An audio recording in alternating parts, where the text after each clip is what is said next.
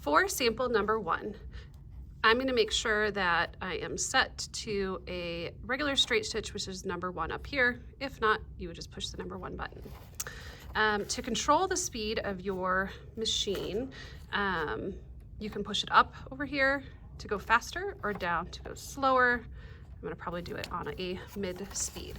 So for this, it says to do a 5/8 inch seam, back stitching at the beginning and the end. So to start, and I'm just going to follow through the written directions. I'm going to line up the edge of my paper with a 5/8 inch guide on the throat plate.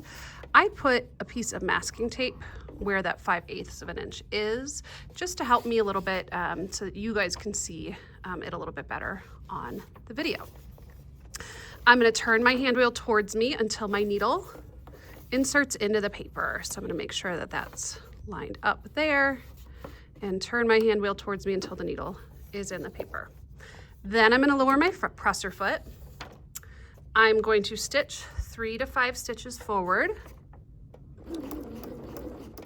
Okay, then I'm going to press on the back stitch button and sew 3 to 5 stitches and reverse to back to like kind of the edge of the paper. Push that reverse button. Sometimes it'll finish and do another reverse or go in place. So just kind of hold it there till it does its thing. So now I'm going to sew all along here, keeping the edge of my paper lined up on that 5/8 inch mark. And again, I can slow it down using this over here, or I can speed it up. Okay, whatever your comfort level is. Trying to sew as straight a line as possible.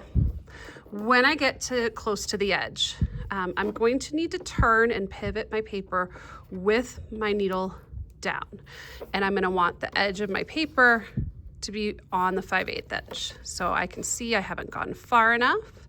So since I just need maybe 1 or 2 stitches, I'm going to turn my hand wheel towards me, making 1 or 2 more stitches.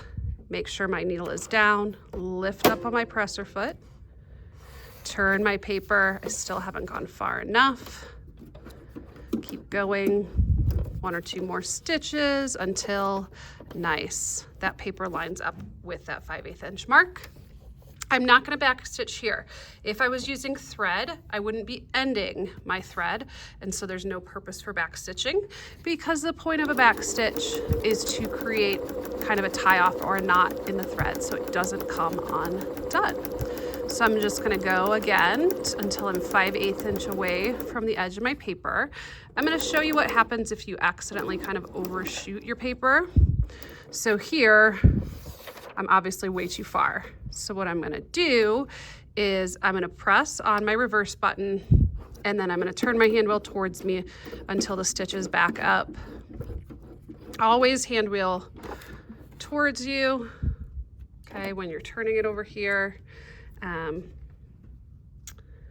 so that when we are using thread, your needle does not come unthreaded. So if you shoot it too far, just back it up. All right, that is the correct spot. So now I'm going to turn my reverse stitch off, and I'm going to continue sewing, pivoting again at my next corner.